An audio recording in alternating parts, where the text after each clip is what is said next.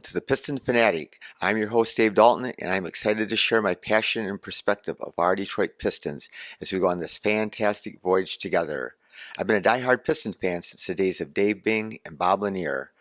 I've also been a varsity basketball coach of a very successful program in northern Michigan. Currently, my daughter and I are coaching one of the best AAU teams in the country. Boy, I hope you had a happy Thanksgiving. It's been quite a journey with the Pistons. I haven't been on in a while, but we just got a lot to talk about. The direction the Pistons are going in, all that's happened with injuries, and what's happened on the court has been just kind of mind-boggling. So Cade Cunningham gets injured, and we're still wondering what's going to happen with him. He has a stress fracture in his shin, and they're trying to evaluate what to do. Cade's trying to evaluate what to do. It seems to me that the Pistons and the experts probably think that he should get surgery, and if he has surgery, he probably will miss the entire season. So what does that mean? So that means that not only are his teammates not going to get to play with him, but he is not going to develop. And again, every year that a player gets a chance to play, they get better. And Cade certainly would prove that out, I'm sure. But at the same time, you do not risk somebody getting injured and messing with stress fractures in your legs. It's a huge thing for a basketball player.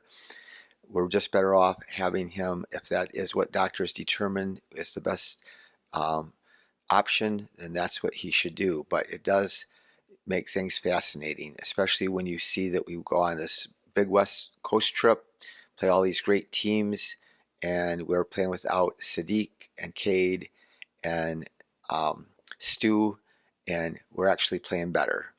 And for whatever reasons, it's really even hard to explain exactly what has happened, and I have no magical answers. I don't think anybody does, but the team has really came together on the road. It's always difficult when you go out west, and playing some of the better teams. We beat Denver, and they were thought to be one of the best teams in the league. I thought they were going to be challenging for the championship, and they still could. Things happen. What's happening now in this league is just crazy. The teams, a lot of the teams people anticipated were going to be at the top are at the bottom or the middle, and some of the teams that they thought were going to be at the bottom or the middle are near the top. The biggest thing, though, is everybody is just kind of bunched together. So like 23 of the teams have between 8 and 13 wins this year. So there's hardly anything separating almost everybody in the NBA. Right now, if you go on Tankathon, you'll notice that the Pistons have the worst record, and on the mock draft on Tankathon, that means they're going to get Victor, which, of course, if we do even finish with the worst record, we only get a 14% chance of getting the number one pick. But I've talked to you before about not being in on tanking. And my perspective now is you don't try to tank. I never was for tanking. You never try to lose games on purpose. It was disgusting for me last year what Portland did. And it did get them a great player. They got Shaden Sharp with the 7th pick. And Oklahoma City. So those teams were playing their G League players, and then if they had a G League player that had a great game, they would send them down. They would fly in some guys who had never even practiced or played with their team and play with their team. My thought is not that. My thought is that you play your young players, give them a chance to develop, and do the best that you can, and mix in some veterans. So there was a game when we were playing out west where we were close in the game. It came down to the wire, and Coach Casey took out Ivey and Killian, who had been playing pretty good, and he put in Kojo and Burks, and we ended up winning the game. And that's something that I would normally be against, but we had lost 7 games in a row. So I do believe that teams do need to win and do something. I think that in that case it was important that they won a game and get that off their backs. So, but normally I'm thinking we need to play the young players. They need to learn how to play in crunch time and develop that way. So anyway, we I've been playing a lot of different players. Now Bogey's out, and so we have all these players sitting on, not playing. And Ivey's got a bruised knee, and Stu's still rehabbing his toe. They're close to coming back, I think. I will say that I just after the Phoenix game where Bogey got hurt, they stepped on his foot and his leg twisted, and man, that knee got wrenched and it looked horrible. And my first thought was that he tore his ACL and MCL, and probably everything got torn up in there the way it got twisted. His ankle got twisted because somebody stepped on his foot, but the knee completely twisted, and he was in severe pain. So now he's been one of our best players, or he has been our best player, and he has been scoring and he has been shooting the ball really well. A lot of games he's been by far our best shooter and percentage wise from 3 and 2. I really love the way he's got that. He's scoring inside. He's taking the ball to the basket. He's scoring on drives. He's getting to the line, and he's got that little fadeaway I've talked about before where it's just so smooth and effortless. But now we're playing without him, and and I got a little bit nervous there. So we have him. I love him, and I love watching him play. I love him and Burks both. I just as a basketball fan, I just love the way they play basketball, and I just happy they're on my team. But when he got hurt all of a sudden, I'm thinking, whoa, if he's hurt for the year, and we could have traded him, and now we're not going to be able to trade him and get something real helpful from him. But it doesn't sound like that now, because he was even questionable for the game tonight against Cleveland. So he could be back sooner than later. Who knows for sure? But I'm sure they're going to err on the side of caution, just like with all of our players. That's just what the NBA does today. They err on the side of caution, which does make sense. They have a lot of money invested in these players. So I still am for. I love watching those guys play, but if we get a chance to get something valuable, and I will always stand by this, I'm not for trading them for nothing, or a mediocre player, or a second round draft picks, or multiple second round draft picks. Not for those, especially Burks and Bogdanovich. Those guys are real players. But it's fascinating to me what is the market. There's people. Christian Wood got traded away for very little, and Matthew Brogdon got traded from the Indiana Pacers to the Boston Celtics for first round draft pick. But the Celtics are right now they currently have the best record in the NBA, so it's going to be a late pick. So I'm not for doing that, and but I just don't know what the market is. We traded Jeremy Grant, who, shout out to Jeremy Grant, he just had 44 points the other night, and he has been torching the league. And I'm very excited for him, and that he's having such a great year this year. His average is right up there. I mean, he's a borderline all-star. We'll see. Of course, we could use a forward like that. Having said that, I was for trading Jeremy Grant. I thought, he was outside of our timeline player-wise, because I think he's like 28. So now we have Bogdanovich, and we have Burks. Burks is 31, and Bogey's 33.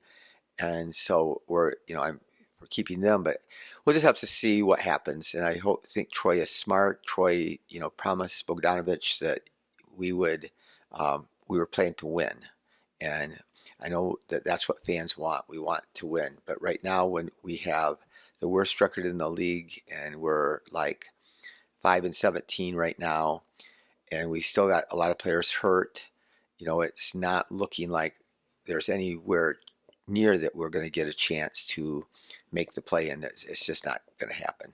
So what do? We continue to play, and we continue to fight, just like we're doing, man. These games have been exciting. Every game out west, we didn't get blown out once, and we've been scoring better. We've been shooting a higher percentage. We've had 3 games in a row where we had 90 points at the end of the third quarter. We've had games where our shooting percentage has gone way up to about 50%. Our bench scoring, since Burks has started playing and Bagley started playing, our bench scoring has skyrocketed. We were the worst in the league, and now we're, over the last, 6 or 7 games, I bet we're one of the higher teams. We've been scoring over 50 points from our bench. So those guys are getting a chance to develop, and we just need to go on from there and keep on seeing those guys play.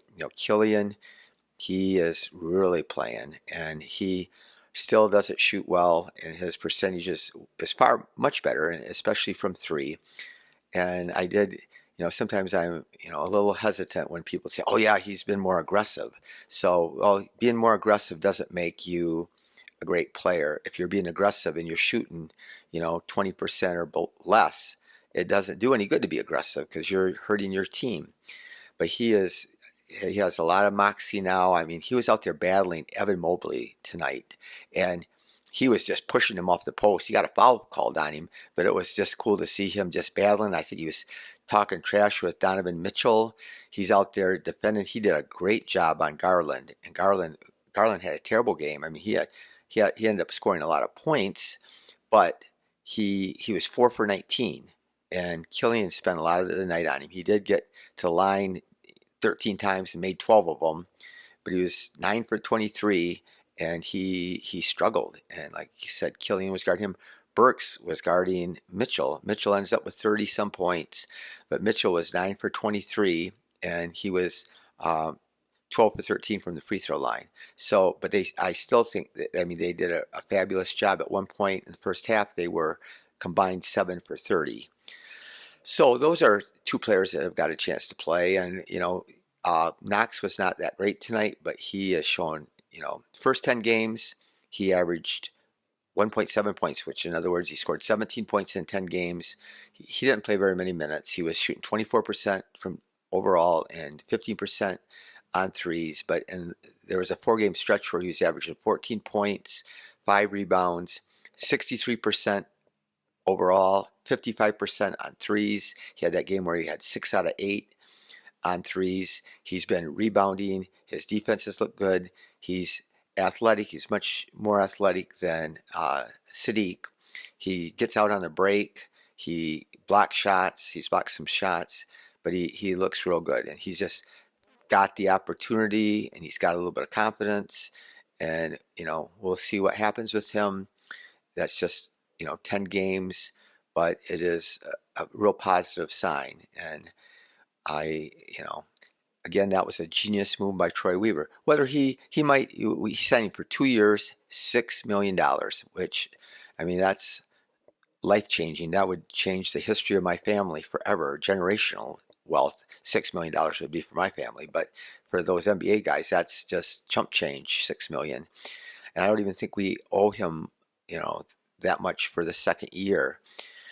But if he doesn't turn out to be any good, we haven't got much invested. That's a low, the NBA minimum's a lot of money. So he was a great gamble, and Troy Weaver has done that with guys. He's gambled on guys, and whether they pan out or not. Even Frank Jackson, that was a good gamble. Hamidou, he's played quite well, and I still am thinking that his playing time could be diminished once everybody comes back, but we'll see. Who knows? I think that Troy Weaver really likes Hamidou, and Dwayne Casey does. And I think Troy Weaver has a lot of influence on who I think Casey plays. Not complete control, but I think that Coach Casey's well aware of who he likes. And so, but we'll see with Hamidou. He was a high draft pick that ended up being a good player, not being that great of a player. He struggled, and he still struggles. A lot of it is just because in today's NBA, and you can't shoot outside, then it limits you to what you can do. So, but anyway, Kevin Knox is a great chance. And I heard people on the internet. I saw things people posted or tweeted or on different podcasts. Everybody trashed Kevin Knox and said, why did we pick him up, and he's worthless, and all those different things. And he's shown this flash that he can be a real NBA player and could be a real good role player for us. And again, he has athleticism and the importance of having 3-point shooting, and he's been on fire. Except he wasn't tonight, but he's been really shooting the three extremely well. So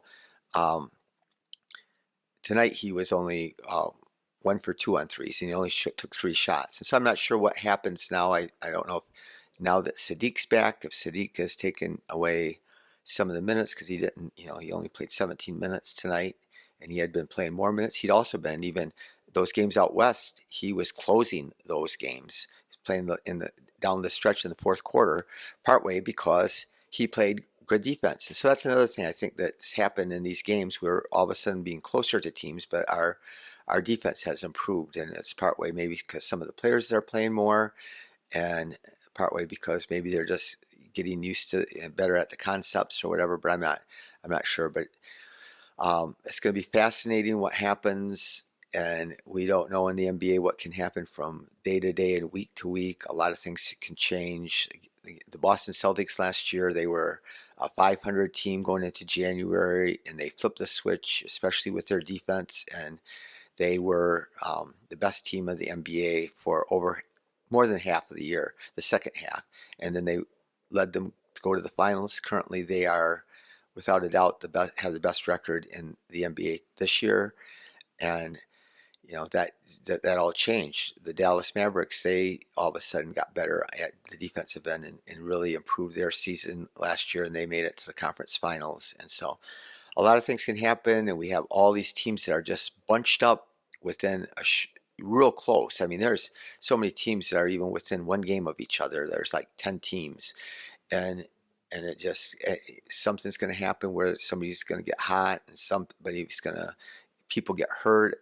Again, there are so many injuries going on this year. Even Cleveland, Detroit had all those guys that were starters sitting on the bench, but Cleveland had Allen was sitting out. He's a huge part of their team, and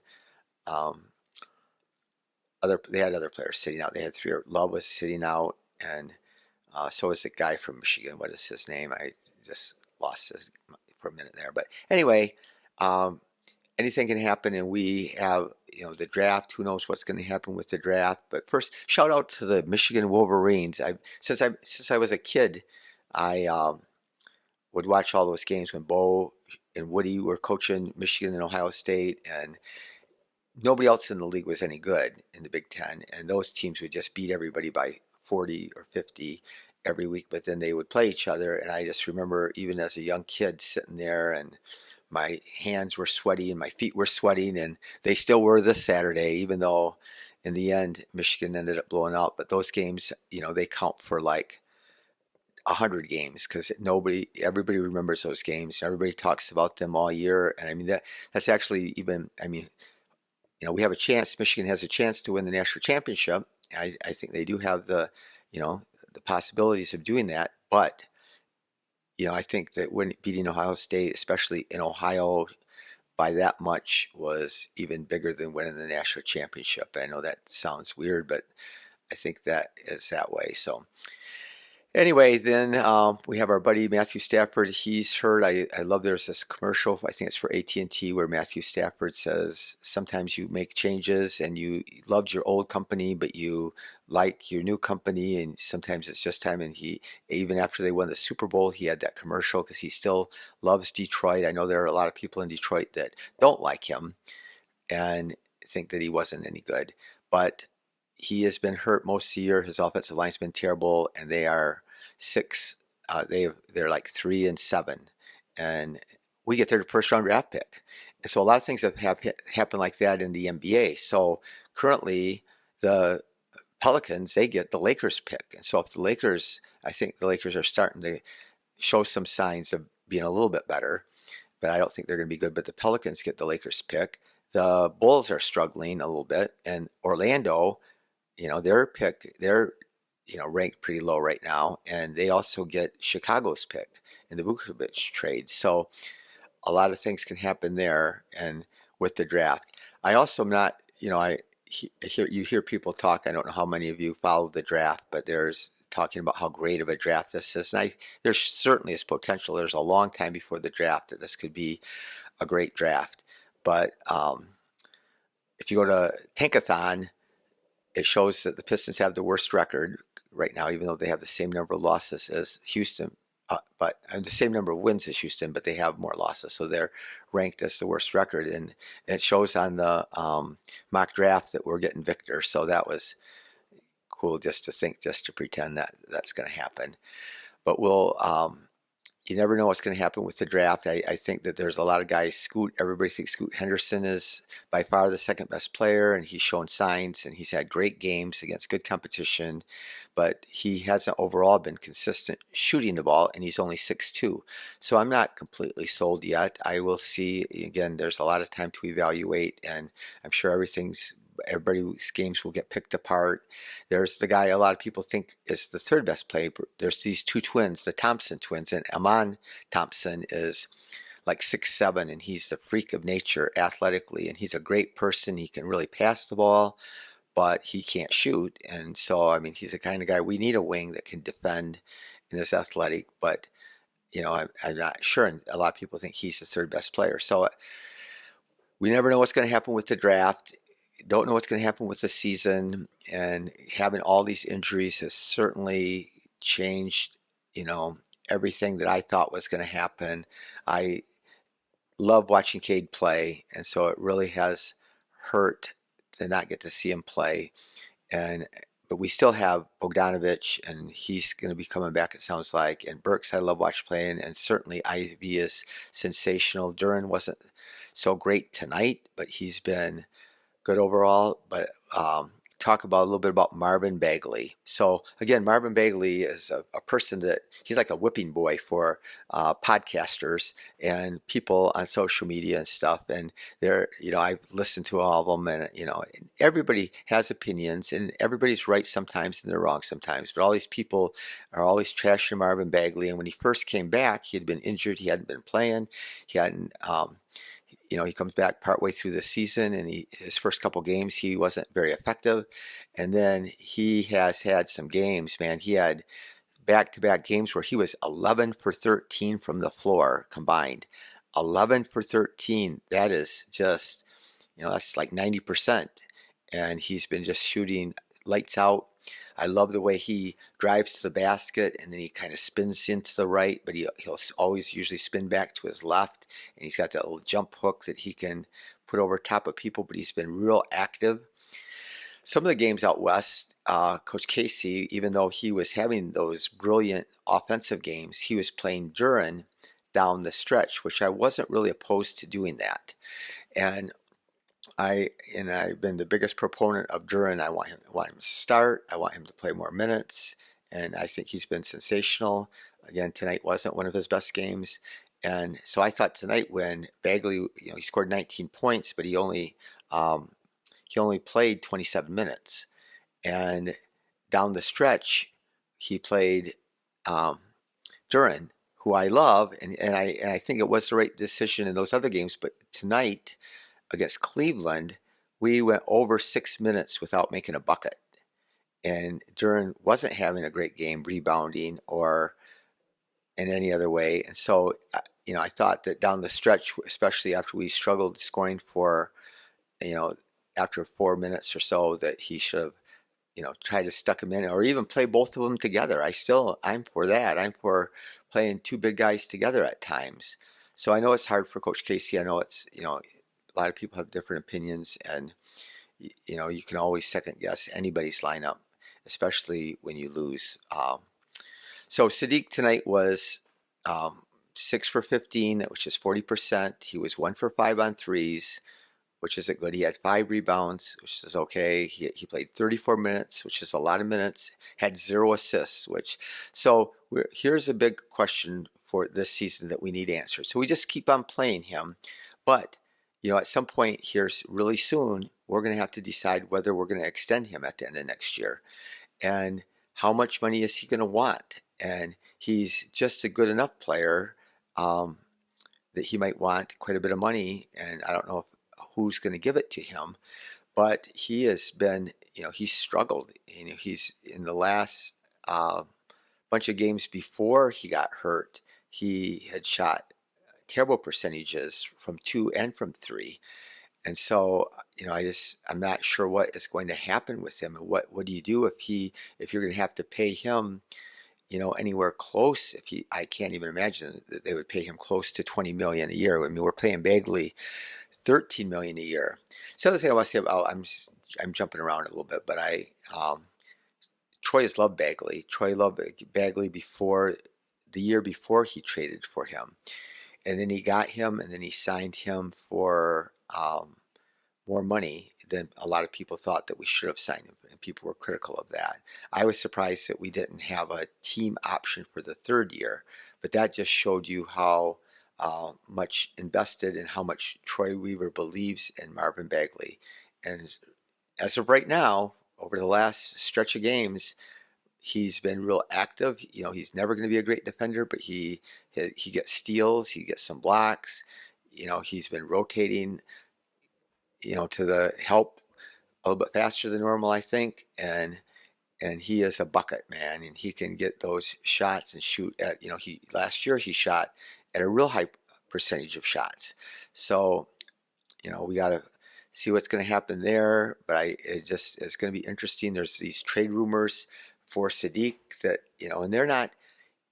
When something gets out like this, you always wonder, you second guess where is it coming from, who is leaking it, and whatever. But before that, people may have called about Saddiq, but the Pistons kind of weren't listening. But now the speculation, the rumors are, and a lot of times they're reliable sources, and that we are listening. The problem is now his value is at an all-time low.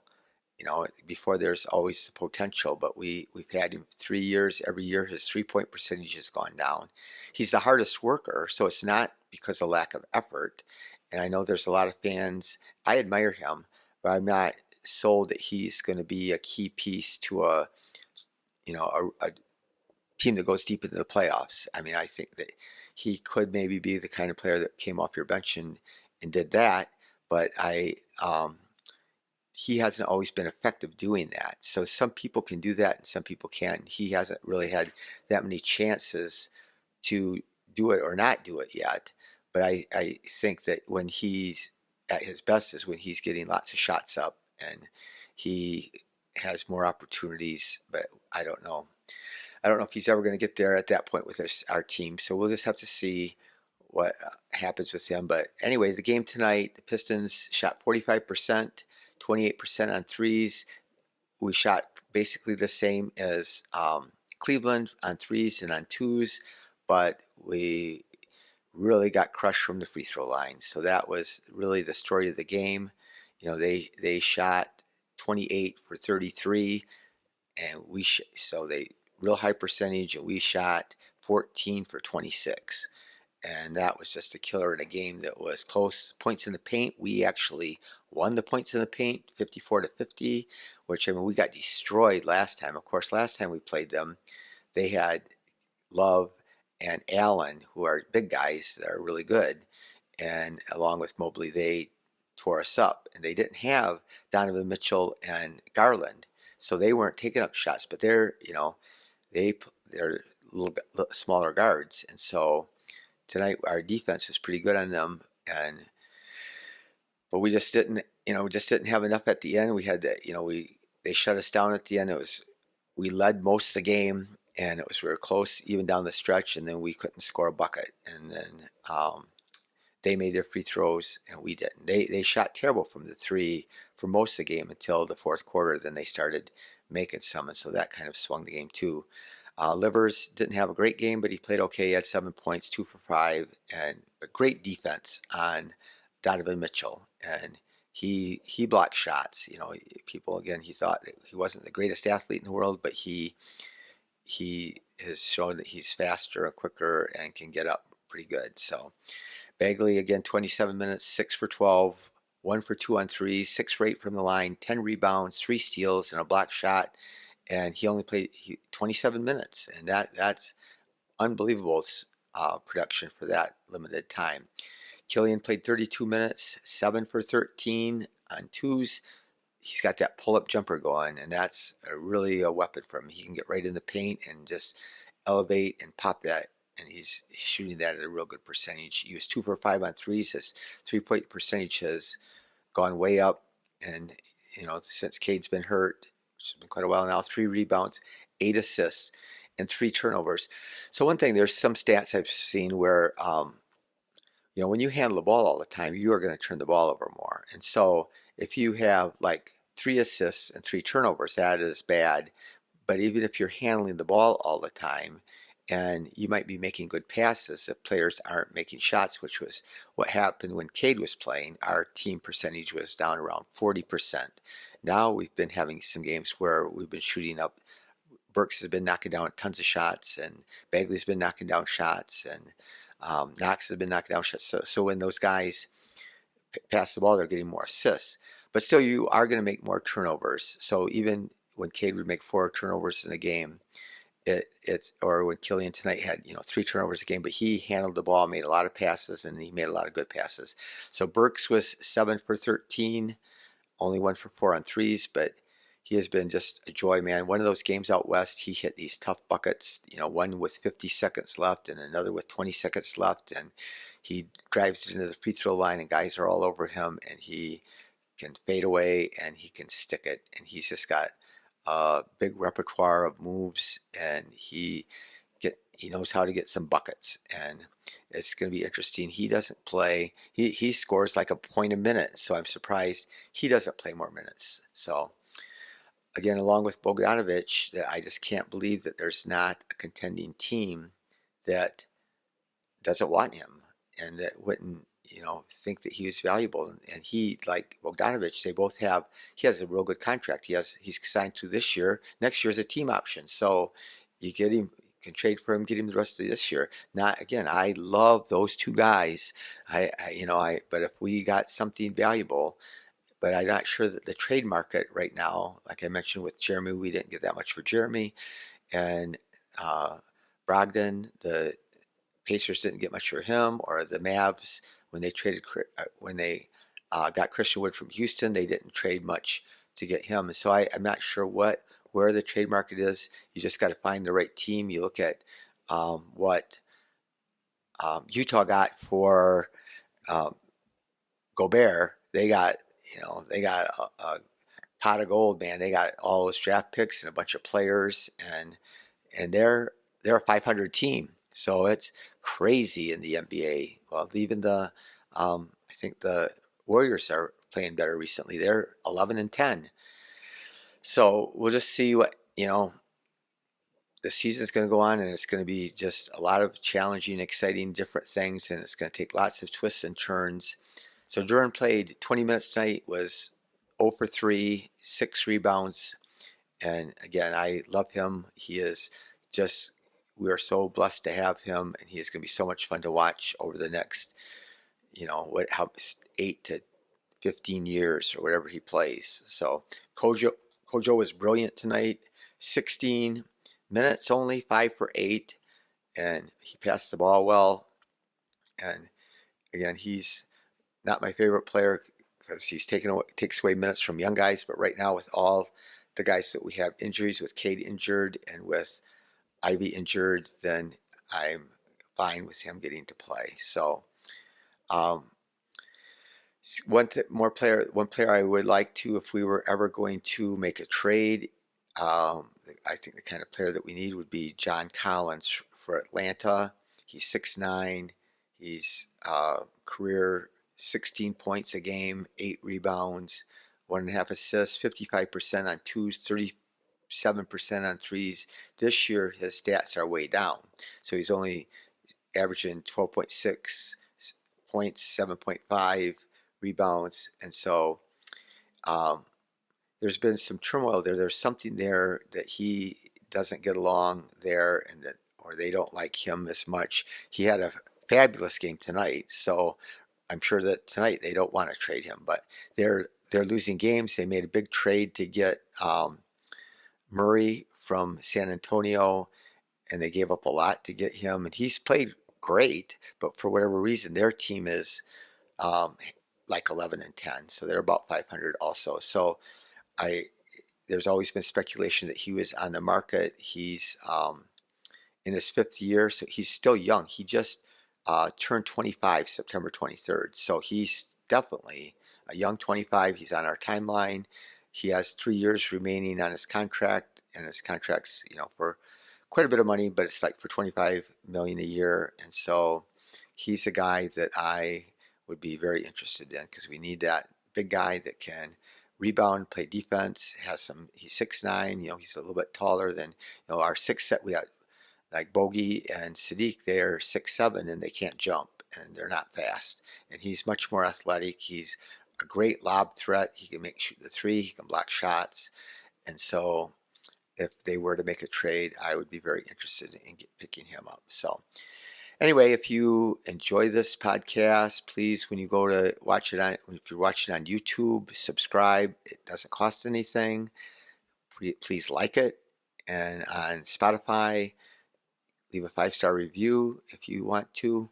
And I want to thank my wife Kelly for all of her help, for everything that she does for me and our family, but on this podcast specifically, and my nephew Nathan that helped get this all set up for me. I would be lost without him. I hope everybody had a great Thanksgiving. I hope you have a great day today and do something nice for someone else to make their day better. Thank you, and go Pistons.